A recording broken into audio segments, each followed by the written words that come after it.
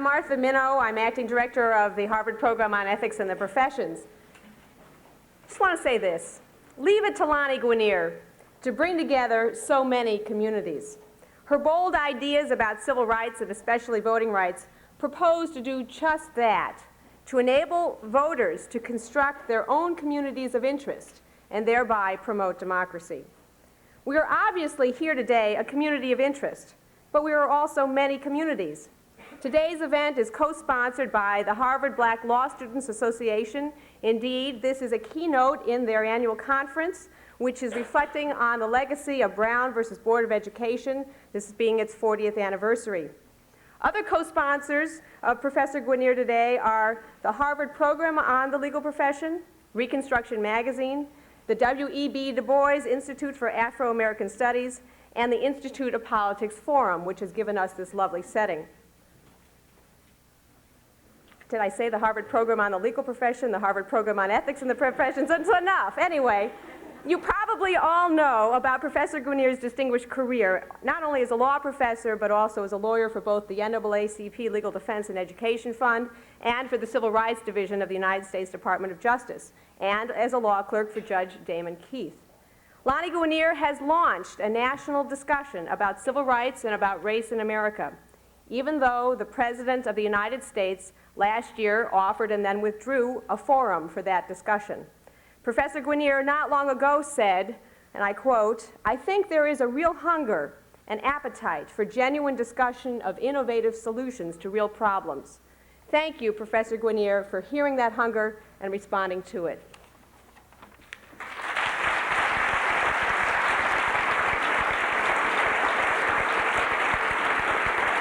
Thank you, Martha Minow.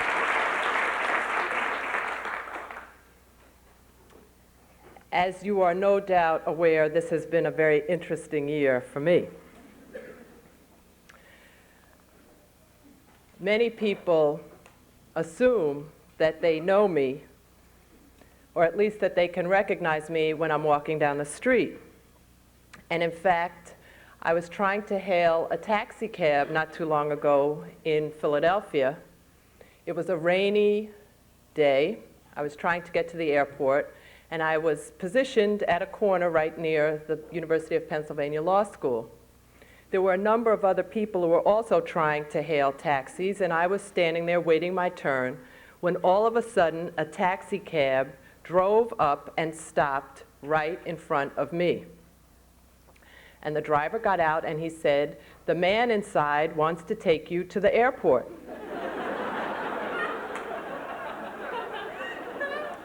Now, I knew, as I said, that some people thought they could recognize me, but I didn't realize that they could also read my mind. Well, I didn't move, but the taxi cab driver started to pick up my bags and put them in the trunk of the cab, and he saw me, and he said, "Well, the man inside says he knows you." So I looked inside the taxi, and I saw a well-dressed businessman. I didn't recognize him, and I tried to smile, and he grinned broadly at me, and he said, "Zoe Baird."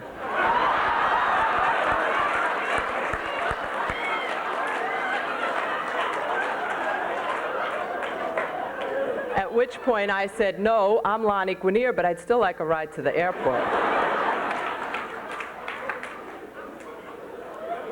Well, I told this story to a group of students in Atlanta at Georgia State University. And there wasn't a big reaction in the group, and afterwards, one of the women came up to me and she said, "What was that name they called you in that taxi?" So at that point, I knew I had finally moved beyond the category of disappointed nominee. In 1984, I returned to Yale Law School to participate on a panel of mainly black alumni, reminiscing then about the 30 years since Brown versus Board of Education, which is fitting that I'm here today with the black law students at Harvard reminiscing about the 40 years since Brown versus Board of Education. Back in 1984 at Yale Law School, I was on this panel sponsored by the current black students who were eager to hear the voices of those who came before them. Each of us on the panel spoke for 10 minutes in a room adorned by the traditional portraits of larger-than-life white men. It was the same classroom in which 10 years earlier I had sat for business units, the name Yale gave to corporations, with a white male professor who addressed all of us, male and female, as gentlemen. Every morning at 10 minutes after the hour, he would enter the classroom and greet the upturned faces. "Good morning, gentlemen." He described this ritual the first day. He had been teaching for many years. He was a creature of habit. He readily acknowledged the presence of a few ladies, by then in attendance, but admonished those of us born into that other gender not to feel excluded by his greeting. We too, in his mind, were simply gentlemen. In his view, gentleman was an asexual term, one reserved for reference to those who shared a certain civilized view of the world and who exhibited a similarly civilized demeanor. By his lights, the greeting was a form of honorific. It was evocative of the traditional values of men, and in particular men of good breeding, who possess neither a race nor a gender. And if we were not already, law school would certainly teach us how to be gentlemen. After all, that lesson was at the heart of becoming a professional. Now back in the familiar classroom, preparing to address a race and gender mixed audience, I felt the weight of the presence of those stern, larger-than-life gentleman portraits. For me, this was still not a safe place. Yet all the men on the panel reminded us how they felt to return home with fondly revealed stories about their 3 years in law school, anecdotes about their time as law students, mostly funny, some a touch self-congratulatory, abounded. The 3 black men may not have felt safe either, but they each introduced their talks with loving recollections of their law school experience. Even the so-called black radical among us, not me, waxed nostalgic and personal with proud detail about his encounters as the law school troublemaker. It was my turn. No empowering memories found my voice. I had no personal anecdotes for the profound senses of alienation and isolation that caught in my throat every time I opened my mouth. Nothing resonated there for a black woman, even after my 10 years as an impassioned civil rights attorney. Instead, I promptly began my formal remarks, trying as hard as I could to find my voice in a room in which those portraits spoke louder than I ever could. I spoke slowly, carefully, and never once admitted, except by my presence on the podium, that I had ever been at this school or in that room before. I summoned as much authority as I could to be heard over the sounds of silence erupting from those giant images of gentlemen hanging on the wall, and from my own ever-present memory of slowly disappearing each morning and becoming a gentleman of Business Units 1.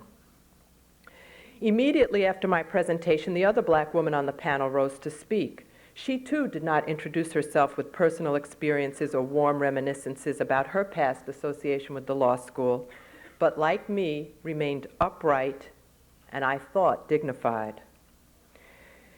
She and I were the minority within a minority whose existence, even physical presence, had been swallowed up within neutral terms and other traditions associated with educating gentlemen.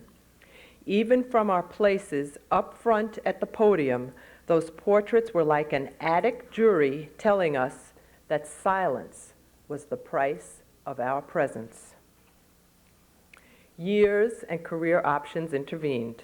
I joined the faculty of the University of Pennsylvania Law School along with other women, including women of color. And the memory receded of the time when larger-than-life gentlemen imposed such heavy silences on people like me. And then, in the spring of 1993, I was nominated to be Assistant Attorney General for Civil Rights, and those law student memories assumed contemporary urgency. Once again, a larger-than-life jury commanded silence. This time, I was explicitly admonished not to speak as a courtesy to the Senate prior to confirmation hearings. I could not explain misconceptions contained in ideas attributed to me because I was not allowed to speak for myself or even to be myself. This time, the jury spoke in a way more personal, more overtly hostile, and much more public than any I had known before. This experience was much worse than transformation from black woman to gentleman law student. And yet that law student experience proved an important reference point. The academy had prepared me well for the feeling of being cast outside the mainstream, even as I was welcomed within it. Unlike many of my male colleagues whose breeding, status, and gender assured them traditional presumptions of respectability both inside the academy and beyond, I never became my resume. Instead, as the Assistant Attorney General for Civil Rights designate, I was defined by my opponents and by those in the media who took control over my image.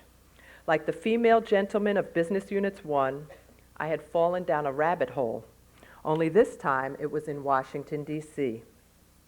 In this wonderland, the distortions were so gross, even my own mother could not recognize me in the images that the media produced. Things got curiouser and curiouser. I was like Alice, her size changing every 10 minutes, facing the caterpillar who demanded to know just who she was. I hardly know, sir, just at present. At least I know who I was when I got up this morning. But I think I must have changed several times since then. What do you mean by that? Said the caterpillar sternly. Explain yourself. I cannot explain myself, I'm afraid, sir, said Alice. Because I'm not myself, you see. Identified by my ideas, or more precisely by caricatures of them, I came to represent America's worst fears about race. Sentences, words, even phrases separated by paragraphs in my law review articles were served up to demonstrate that I was indeed outside the mainstream of polite society. I became a cartoon character, Clinton's quota queen. It didn't matter that I never advocated quotas. It did not matter that I am a professor of law, gainfully employed with life tenure, who never gave up her day job. Like the welfare queen, quota queen was a racial stereotype and an easy headline looking for a person. And like Alice, I walked into the looking glass of manipulated images from which my real ideas were never allowed to emerge. So what were those ideas? Well, through my law review articles, I spoke about the problems of a democracy in which people of color have a vote but no voice.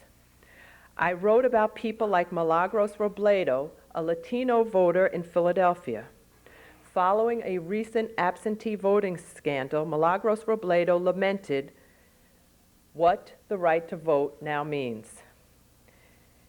And I quote, "It means a lot to politicians. It means nothing to me." End quote. As a civil rights lawyer, I had challenged electoral systems in which voters were alienated from actively participating in the process of self-government. As a law professor, I had promoted alternative and, in fact, race-neutral remedies to empower all voters and to make elected officials more accountable to all their constituents.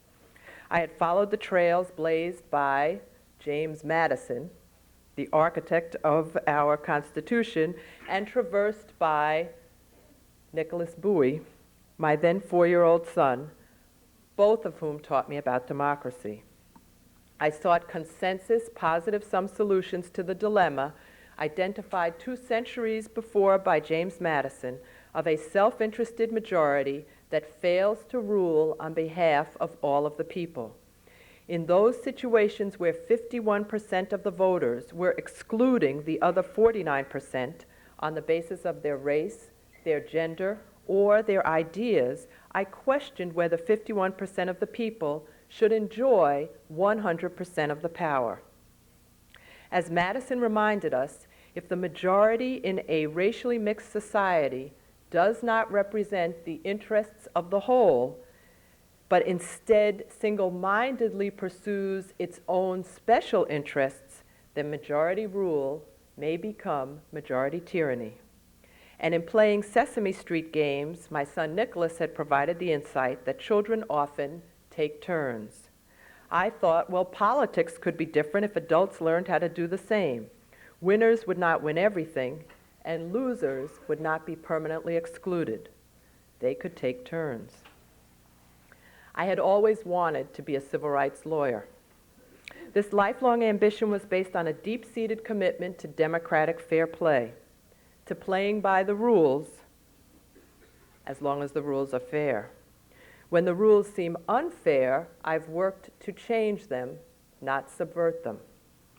Thus, as an 8-year-old brownie in Queens, New York, I was very proud of my uniform and the commitment it represented to doing good.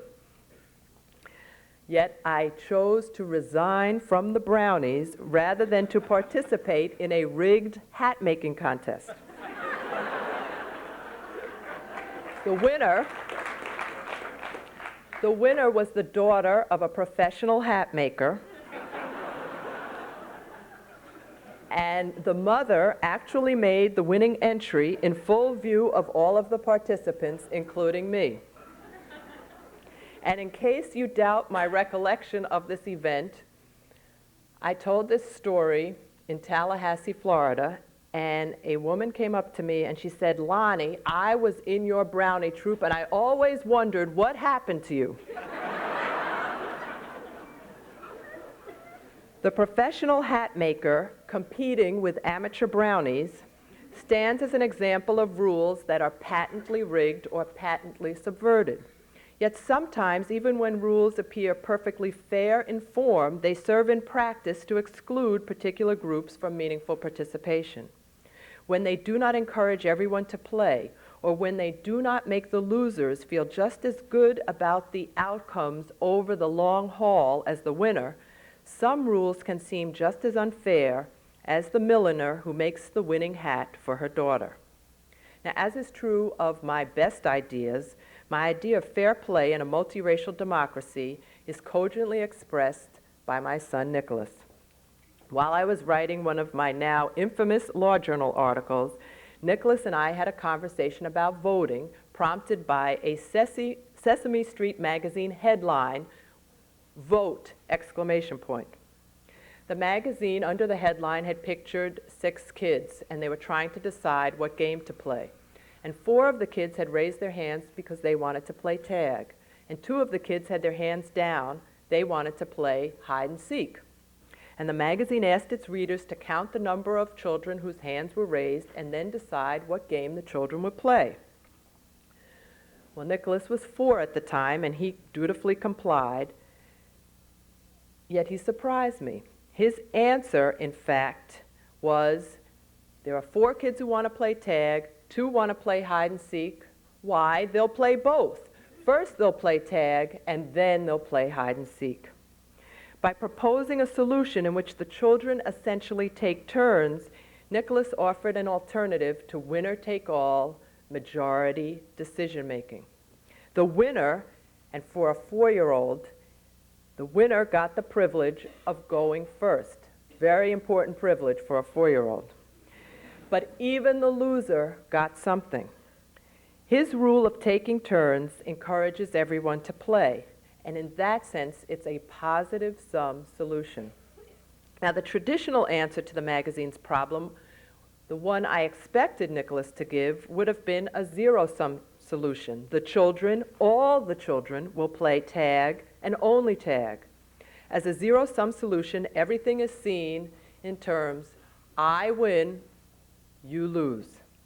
The conventional answer relies on winner-take-all majority rule in which the tag players as the majority win the right to decide for all the children what game to play. Now, the conventional case for the fairness of winner-take-all majority rule is that it's not really the rule of a fixed group, the majority on all issues. Instead, the assumption is that it is the rule of shifting majorities as the losers at one time or on one issue join with others and become part of the governing coalition at another time or on another issue. Those who choose that everyone play tag today may be willing to bargain and play hide and seek tomorrow. So the argument for the majority principle connects it with the value of reciprocity. You cooperate when you lose, in part because members of the current majority will cooperate when you win and they lose. The result is the golden rule, a mutually beneficial system of cooperation. Sometimes, however, the majority is a fixed group that seems to rule by ignoring the minority.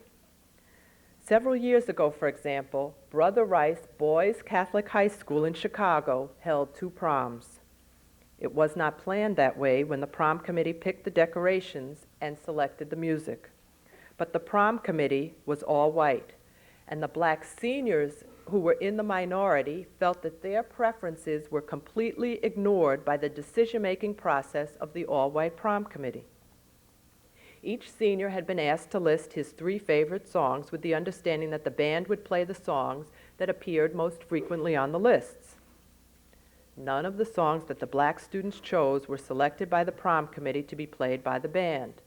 It was at that point that the black students organized their own prom.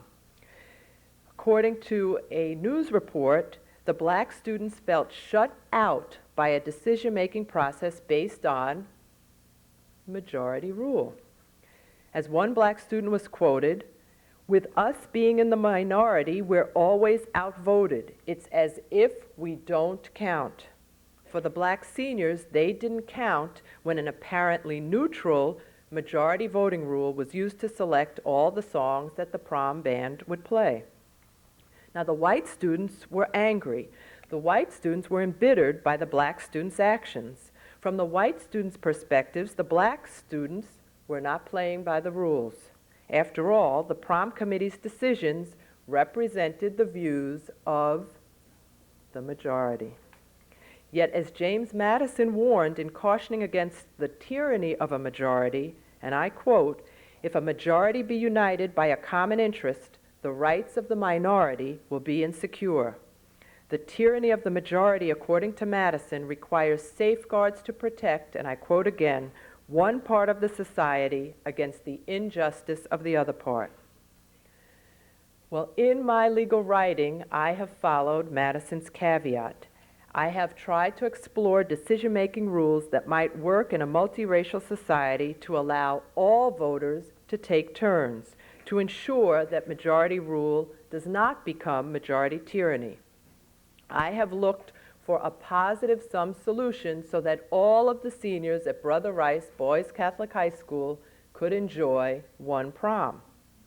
One such alternative would be to give all the students multiple votes and allow them to distribute their votes in any combination of their choice.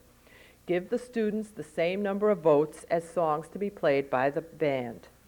For example, if black students are 10% of the student body and 10 songs are to be played by the band, give all students 10 votes and let each student vote for 10 songs, but let each student place their votes in any combination of their choice.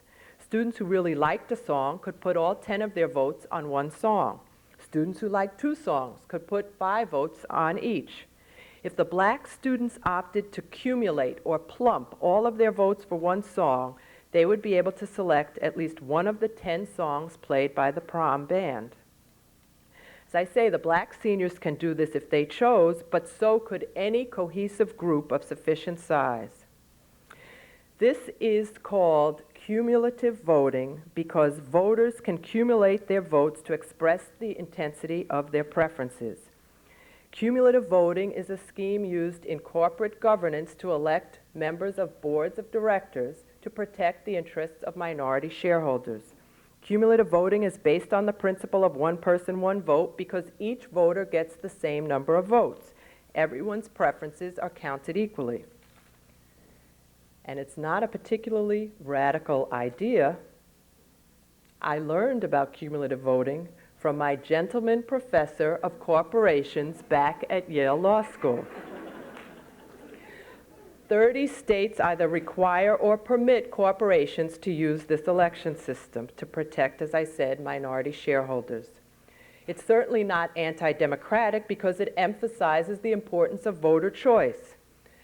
It's neither liberal nor conservative. Both the Reagan and Bush administrations approved cumulative voting schemes under the Voting Rights Act to protect the rights of racial and language minority voters.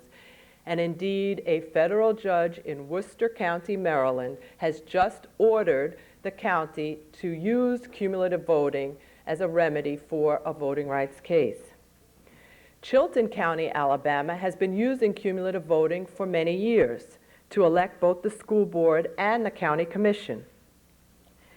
In Chilton County, both blacks and Republicans have benefited from this system.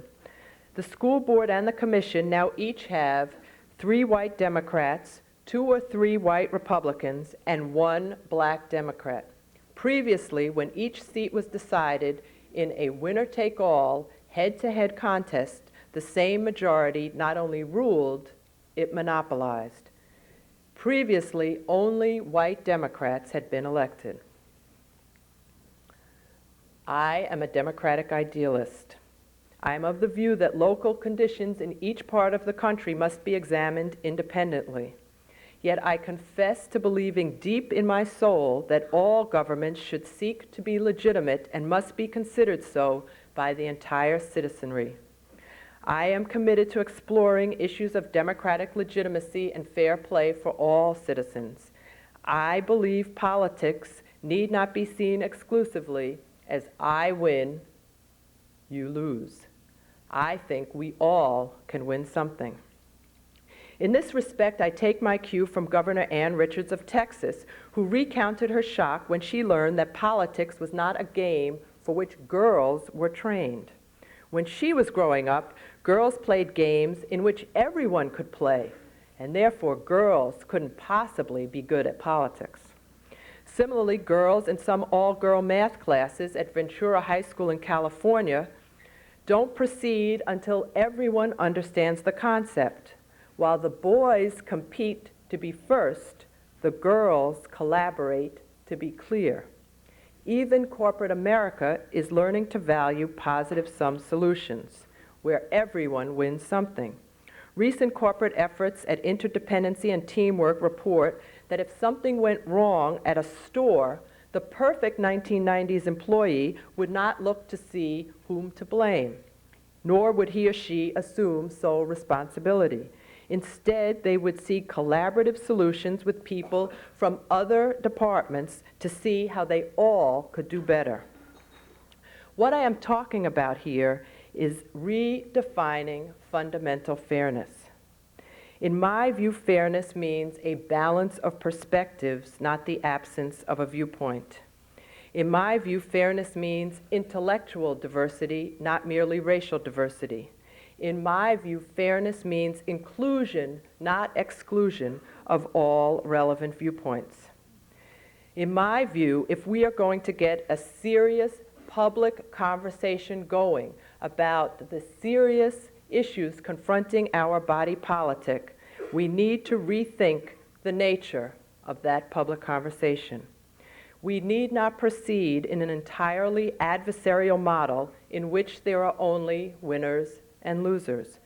We need not showcase only the most extreme viewpoints on a particular subject, claiming that that's the only way to get balance. In my view, unless people are encouraged to see nuance, to see complexity, they cannot learn to respect differences. They will simply seek to avoid them. And without respecting differences, we will get distrust and a retreat from any meaningful interaction at all. And of course, that distrust then breeds or exacerbates polarization. These ideas about positive-sum solutions do not just apply, therefore, to political institutions. Academics can also learn how to share power, how to take turns. But the basic idea is simple. 51% of people should not always get 100% of the power. 51% of the people should certainly not get 100% of the power if they use that power to exclude the 49%. I say we can do better. We can learn how to take turns. Well, those were my ideas, and I never got a chance to explain them to the American people. I had been asked by the administration which nominated me to remain silent. And while I remained silent, those who opposed my nomination had a platform from which to speak, defining the parameters of conversation and debate, and defining those parameters in the most adversarial of ways. Strange name, strange hair. Strange writings, she's history. That was the lead for U.S. News and World Report while my nomination was pending. I just met the editor of the editorial page of my hometown newspaper who penned this particular comment, obviously before he had met me and before he had read anything I had written. And I quote, "If she testifies before the Senate, real America, capital R, capital A, will see her as a mad woman." Like the gentleman portraits featured prominently along the walls of my law school experience, my conservative critics enjoyed the larger-than-life status of neutral observers. I did not get a hearing, but on the other hand, I did not lose my voice for long. In the many intervening years since law school, I had gained the confidence to question directly speech that silences rather than enlightens. I had been forewarned by those law student memories of how larger-than-life gentleman portraits may unfairly dominate the debate. So I soon began to comprehend what W.E.B. Du Bois eloquently described at the dawn of this century as the two-ness, the double identity of being black and American. For me, there was a three-ness because I was also a woman. Living as an outsider within the veil, as Du Bois called it, I, like Du Bois, saw myself revealed through the eyes of others. Yet like Alice through the looking glass, the experience eventually became a gift, the gift of second sight. In all my professional roles, I learned to experience what Mari Matsuda calls multiple consciousness, meaning the bifurcated thinking that allows one to shift back and forth between one's personal consciousness and the gentleman perspective that too often dominates the status quo. At the twilight of the century, therefore, many of us who are not white or are not male still live within the veil. We too may experience Du Bois's peculiar sensation of measuring one's soul by the tape of others. But drawing on the multiple consciousness of second-sighted outsiders, we can find within our own voice a source of information and legitimacy. Yes, I didn't get a hearing, nor, as a female gentleman law student, did I speak out. But except for a brief period last spring, I haven't stopped talking.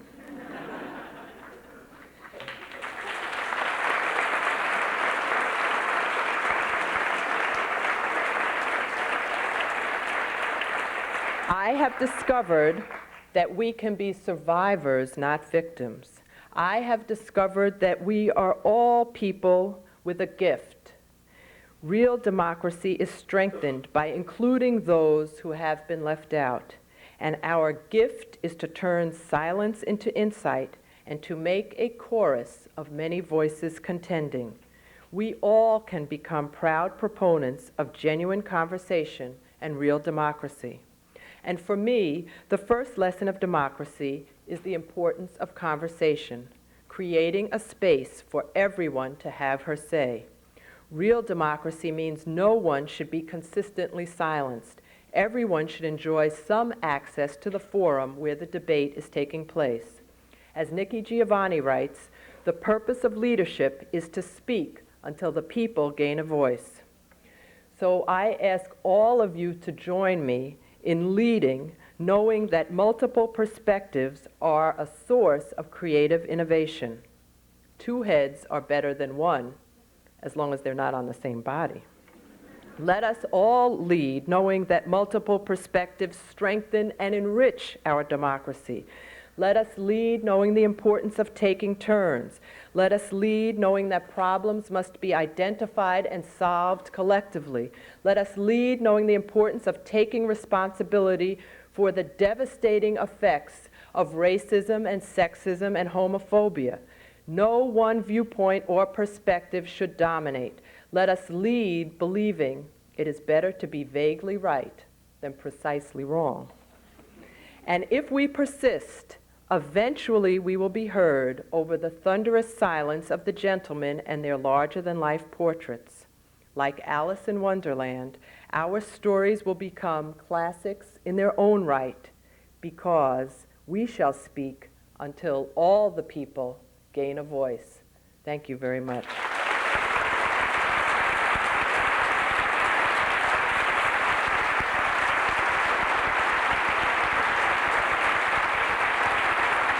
Thank you very much.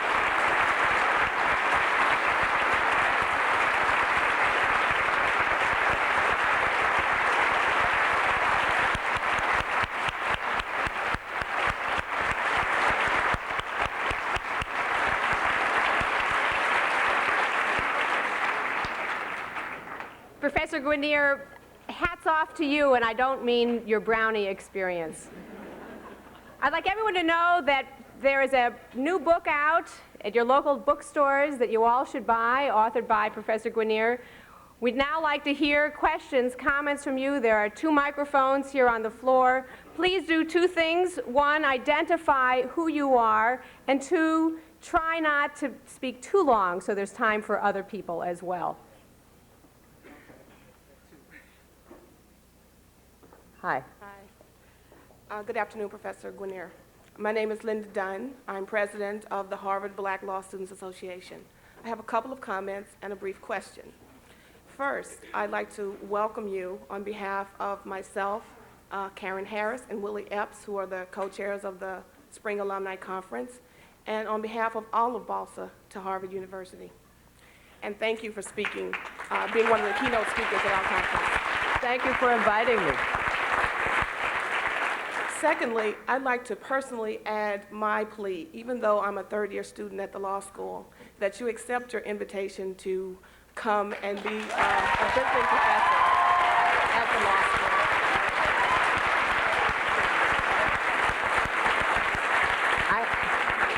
Can I just make a comment about Sure. that? Because when Dean Clark called me several years ago, actually 2 years almost to the date, I really worried about the invitation to come and visit at Harvard Law School, because I was well aware of the fact that other black women who had been invited to visit at the law school had become the subject of media events. And I agonized. And I talked to one of my friends who's a professor at Yale Law School, and he said, well, Lonnie, if you go to Harvard, you better be prepared to become a martyr. So I thought, well, I'm really not ready to become a martyr. So I called Dean Clark and I said, well, thank you, I'm honored by the offer, but I really don't think I can come just yet, although I might be interested if the offer were extended not just to me, but to several women of color, so that we wouldn't just be looking at one at a time performers and having them become media events. Well, the reason that I'm commenting on this is because the irony is, last year when I was offered the nomination to be Assistant Attorney General for Civil Rights, it never occurred to me that I would become a media event. And during the period of my nomination, one of the women at the Justice Department Civil Rights Division who had worked with me in the division asked me what could she do during this ordeal, and I said, well, I think you need to bring me some cartoons.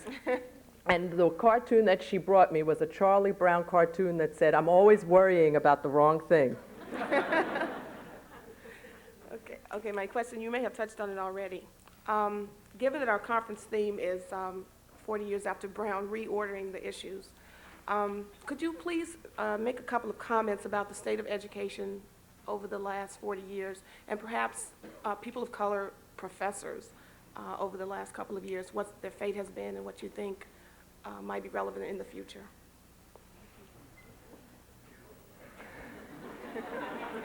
That sounds like another keynote address.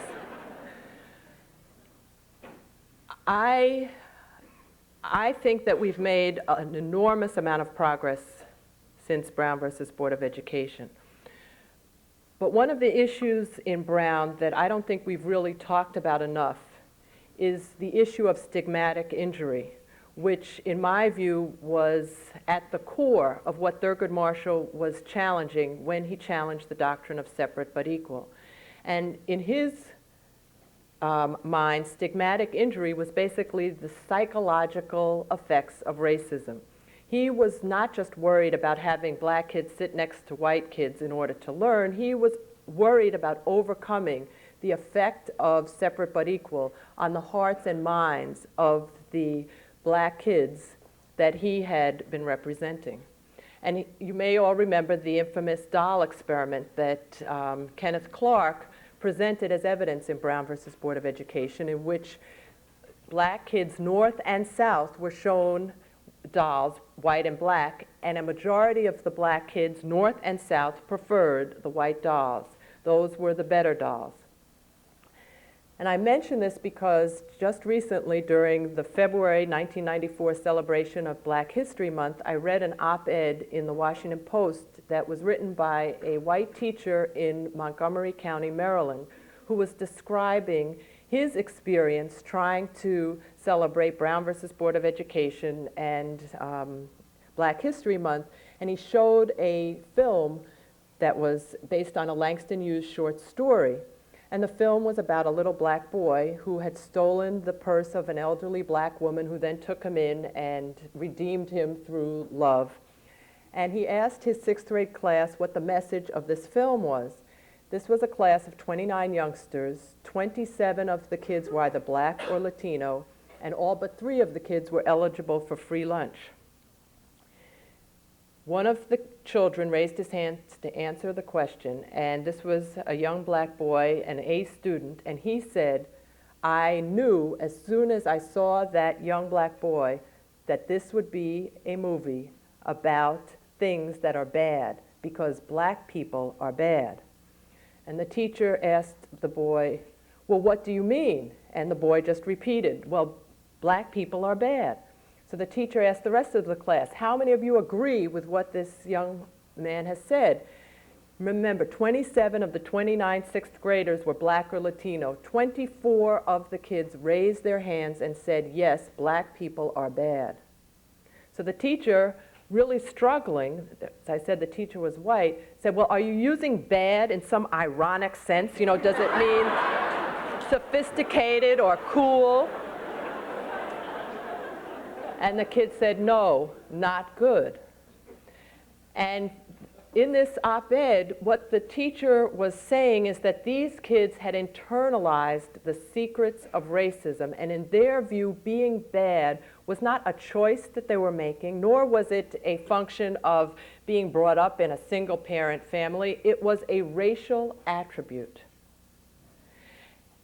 To me, we haven't come very far if in 1994, 24 of the 29 kids in this classroom think that being black is bad. I think we need to have a public conversation about race in order to get at the underlying racial attitudes that both blacks, whites, Latinos, Asians, all of us are harboring, and maybe harboring some of them unconsciously. I think we need to get them out on the table and talk about them. We have assumed that if we simply change formal laws to eliminate formal barriers to equal opportunity, that we have done as much as we can do as a society. But 26 years ago, Lyndon Johnson convened the Kerner Commission to talk about the causes of urban unrest. And the commission concluded that there were basically 3 problems that America needed to deal with And if we didn't deal with them, we were going to be moving inexorably to become two societies, one black and one white. And the three issues that the Kerner Commission focused on were formal opportunity, providing formal opportunity, eliminating disadvantage, and changing attitudes. I think as a society we have focused, to the extent we've focused at all, on the first problem, providing formal opportunity. But we need to focus more on eliminating disadvantage and profoundly more on changing attitudes. Thank you. Hi. It sounded to me, especially by your introduction, that there was at least a fairly heavy weight of emphasis of a kind of gender-specific explanation for your treatment by the Clinton administration in the nomination process. I believe that people like Morton Halperin also received similarly bad treatment, though I don't think as bad. And for that and for other reasons, I think it's more than just a gender-related or gender-based form of treatment. I think it has political sources that apply to everybody who has a kind of politics that are either undesirable or threatening in some way, or the implications of which in the political landscape, as it's allowed to be played, as it's controlled, might be threatening in some way. I wonder if you could speak to that aspect of the way a number of people, including also Janetta Cole, have been treated, walked away from by the Clinton administration, and the political sources of what's going on there. James Williamson. I didn't mean to convey a single explanation for what happened to me. And if I did, then I have failed to convey the complexity of my experience. I do agree with you in this sense. I think, unfortunately, there is a sentiment in Washington, and it is a sentiment that too many people in this administration share, that the way that we build consensus is to avoid controversy. And that in order to build consensus, we cannot confront anything that makes some people feel uncomfortable. As one of my colleagues said, that's not leadership. And if we are talking about leadership, if we are talking about truly moving the country forward beyond the polarization and recrimination of the past, we have to stop worrying about reading the tea leaves and start pouring the tea. Thank you. My name is Patrick Myers, and I'm at the Harvard School of Public Health. I liked your call for greater dialogue and attention to nuance. Cass Sunstein, who reviewed your book in the current issue of the New Republic, would certainly agree. However, he raised one question when he said that you were unclear on which special interests should be, which interests should be included for special treatment. And I was wondering if you could comment on that, and also a specific issue, like to what extent should we include the views of extremists of the political right and left who have been long-term losers in the United States? Okay, for those of you who haven't read The New Republic and don't know who Cass Sunstein is, he's a professor of law at the University of Chicago. And although your question started out talking about dialogue, I don't think that the second part of your question is about dialogue, because certainly when I'm talking about an inclusive conversation, I'm not saying who should be at the table. I'm saying a range of perspectives should be represented, and it's not for me to decide which perspectives belong or don't belong. But if we use that table, or if we use that idea of a conversation as a metaphor for democracy, and the question is whose ideas or whose views should be represented in a democratic conversation, in the structuring of conversation through the process of electing representatives to a collective decision-making body. Cass Sunstein confuses two separate points in that particular review. One point I have absolutely no control over, and that is the Voting Rights Act of 1965, which has created a legal cause of action for some groups to challenge democratic or ostensibly democratic arrangements that exclude them. If those groups prevail under the Voting Rights Act, using factors that the Congress has determined are relevant, then those groups are entitled, under our legal system, to a remedy. It is at that point where they have proven a violation under established law and where the court has found that they are entitled to a remedy, that I have then suggested alternative remedies that might be race neutral and might be more inclusive of a number of politically cohesive minorities, not just the group that happened to prevail in that litigation. That's not something I have any control over. That's established law that the Congress enacted in 65, has reenacted in 70, 75, and 1982. The larger question, the one, I guess it was your third point, about what do you do with fringe groups or extremist groups? It turns out that cumulative voting, the particular remedy that I have discussed, is a compromise solution. It is not the most proportional system of voting in the world. In fact, if you look at a chart of proportionality, Israel, which allows 1% of the voters to elect a seat in the Knesset, is at the far end of proportionality. It is one of the most proportional systems in the world. If you look at the other opposite far end of winner-take-all majority rule, you see the United States. South Africa, which is changing its form of election as of the end of this month, used to be at this end right here with us. It is now moving closer to Israel. Between Israel and the United States, there are about 7 or 8 different forms of election. Cumulative voting happens to be right in the middle. So it's a compromise between the most proportional and the most disproportional. Israel gives 1% of the voters a seat in the Knesset. The United States tells 49% of the people who vote for a loser, you get nothing. Now, cumulative voting basically establishes a threshold of representation that is between 1% and 49% or 50%. I am not saying what the percentage should be. That's something for the court if it's imposing cumulative voting as a remedy, or the local community if it's seeking cumulative voting pursuant to referendum or initiative to determine. I think 1% is too low. I think 51% is too high. But there are a lot of numbers between 51 and 1, and that's for the community to determine based on the number of open seats that are up for election at any one time.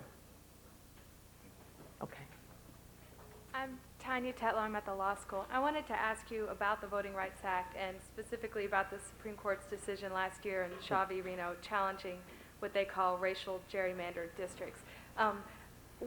What do you think is going to happen with the southern states that are making their way up to the Supreme Court? Do you think there's any specific way to appeal to the conservative justices who are still all there and get any of them to change their votes? And also, what do you think about the Voting Rights Act as how effective it's been? Okay. I think the Voting Rights Act has been one of the most effective civil rights laws ever passed. But of course, it depends how you measure effectiveness. I am measuring effectiveness when I make that statement by the fact that prior to the Voting Rights Act, there were many communities in this country in which blacks didn't even have the right to register and cast a ballot, in which in some majority black counties in Alabama, none of the registered voters were black. So if you look at that as the baseline, and now you look at the fact that the percentage of blacks who are registered and voting throughout the South is very close, if not equal, to the percentage of whites who are registered and voting, that is a tremendous amount of progress in less than 30 years.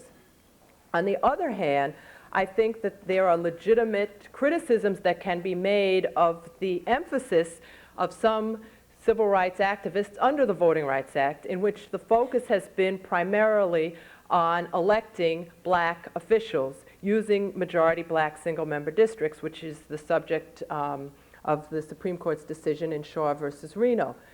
And part of the reason that I say it's worth thinking or rethinking those strategies is because Number one, in drawing some of these majority black districts, in order to create the district, you have to concentrate blacks into one or two districts, and that makes the surrounding districts more white.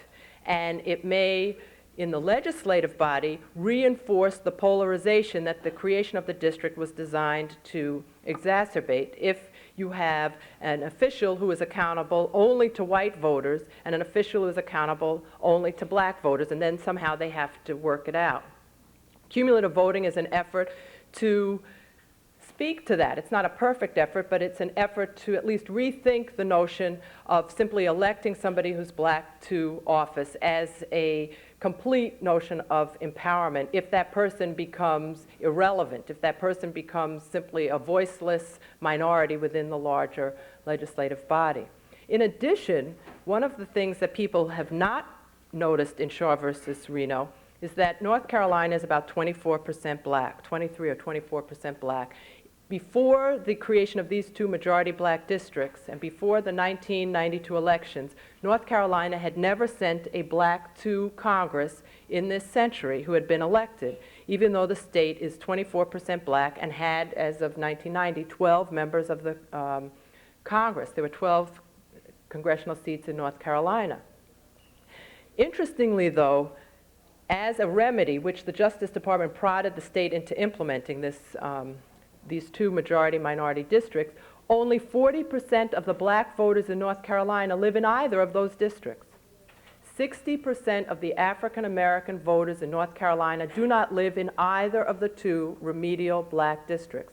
So again, that's another reason that creating majority-minority districts is an imperfect solution to the problem of democracy.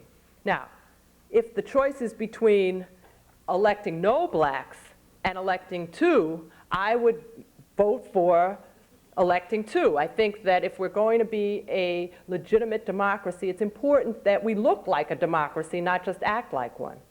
On the other hand, I think that the white voters in these majority-minority districts are raising a concern that is the flip of the concern that the black voters were raising that led to the drawing of the districts in the first place. The white voters who brought the lawsuit, Ruth Shaw and the other white voters, have said, we are 46% of the population in the congressional district number 12. We are a permanent minority. We will not be able to elect a representative of our choice to the Congress. That's basically what the depositions that they've given in the case suggest. We are worried that the black majority will dominate every election in this district, and that therefore we don't have a democratic way of holding the majority accountable to our interests as well. The point that they are making, however, is not about race-conscious districting per se. The point that they are making is a criticism of winner-take-all districting, which in my view leads to the larger point, all districting based on allocating representation by territory. All districting is gerrymandering to some extent, in that the way that you draw the lines is done to advantage one group at the expense of another group.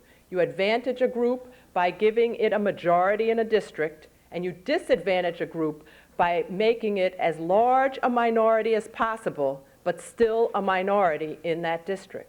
And if you look at the districting decisions, not just in North Carolina, but throughout the United States, that's what districting is about. It's about allocating political power by the way you draw districts.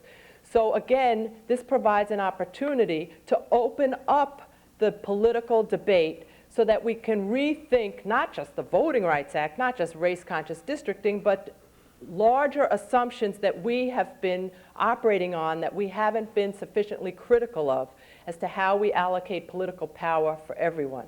I think that there is a problem that the white voters in North Carolina have identified, just as there was a problem that the black voters in North Carolina identified prior to the drawing of these two districts. And it's a problem that I would like to see more of us talk about. Hi. I just read your article in the New York Times magazine, and I don't agree with a lot of it, because I think your basic vision of it, of the problem of race, is much too simplistic and much too Manichaean. For instance, you talked about the self-interested majority. You used that term at least twice in the article. You never talked about self-interested minorities. You talked about the tyranny or the oppression from majorities. You never talked about oppression and tyranny from the minorities. So I think that you know, as long as that, you know, that there cannot be any justice in this society as long as this kind of classical liberal left vision of race prevails. I mean, this is precisely what has to be transcended in this society. Well, I don't disagree with you that there is a problem of self-interested minorities, and indeed, if I had had more words, I might have been able to make many more points. But an example, and you may not agree with this as an example of your point, is the recent election in Texas, the runoff primary for the Democrat to compete against the Republican for the Senate seat in Texas was a runoff primary. It was called a majority vote runoff primary, and it was held ostensibly to determine who the preference of the majority in the Democratic Party was for a candidate for elected office. 11% of the voters in Texas turned out to participate in this majority vote runoff primary. Now that's an example not of majority rule, that's an example of calling something majority rule when in fact a minority of the voters is making the choice. The problem of politics, the problem of democracy is a very complicated problem. I don't suggest by any means that I have all of the answers or that even some of my answers are perfect. I am primarily interested in getting us to talk about these problems, and I would invite you at some other time to let us know what you think some of the more complicated or full-bodied answers might be. Thank you. Okay. Good. I'm Claudia Solomon at the law school. I'm very pleased you're here. Your writings were some of the most influential in my academic interests and career choices. As someone who is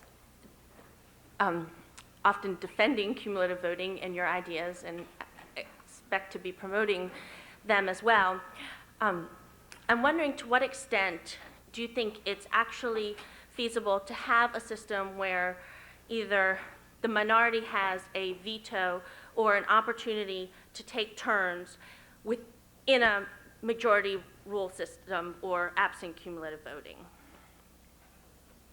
You mean within, for example, the collective decision-making body itself? Mm-hmm. And is the question that you're asking primarily a philosophical one or a pragmatic one? Pragmatic one. Okay.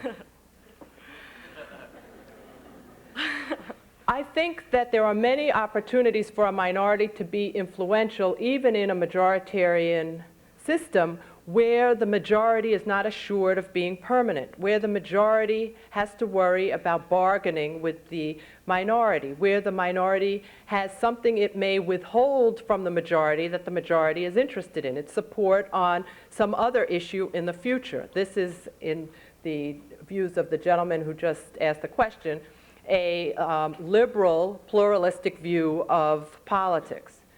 The problem that you are identifying and that I have been worrying about is where the majority doesn't have to worry about defectors from the majority, where the majority is permanent, where the majority is fixed, where the minority is also permanent and fixed. And therefore, the majority can proceed in its own self-interest without worrying about working with or cooperating with the minority. Absent some kind of structured decision-making in that context, I don't know of circumstances in which the minority can be influential, because the classic notion that the minority can have clout if there are competing factions within the majority and the minority can withhold its support of either of those factions until one or the other identifies with interests of concern to the minority doesn't work if the majority is monolithic or if the majority is fixed. So if the assumption is that you do have a way of disaggregating the majority, of breaking the majority up into competing factions that then have to worry one or the other about trying to gain more support, then perhaps you can do so without the imposition of other structures. Another way of approaching majority-minority cooperation without cumulative voting or some kind of supermajority rule, even if you have hostile majorities, is not to vote. One of the things that research on jury deliberations shows is that voting, the process of voting, of taking a ballot, sometimes polarizes people in advance. Whereas in juries, if you just go around and give people an opportunity to speak, you are more likely to reach a consensus solution because everyone has the opportunity to say what it is they wanted to say. And having said that, they are then more willing to compromise or to work together. The process of voting itself, just insisting that something be decided by either A or B, sometimes works to undermine the possibility of cooperation. So that's an alternative short of imposing some different kind of structure. On the other hand, it is in itself a different kind of structure.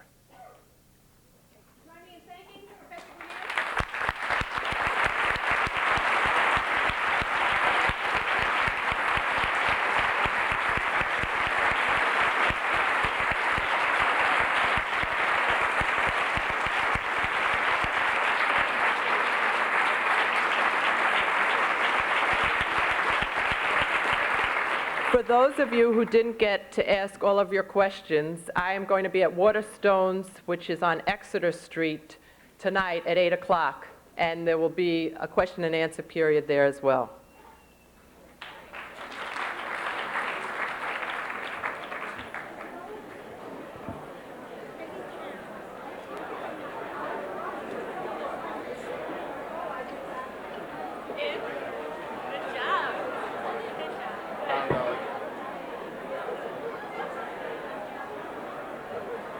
Question was really good. I mean, like when you said that that's sort of your career interest, like. Well, I'm going to work,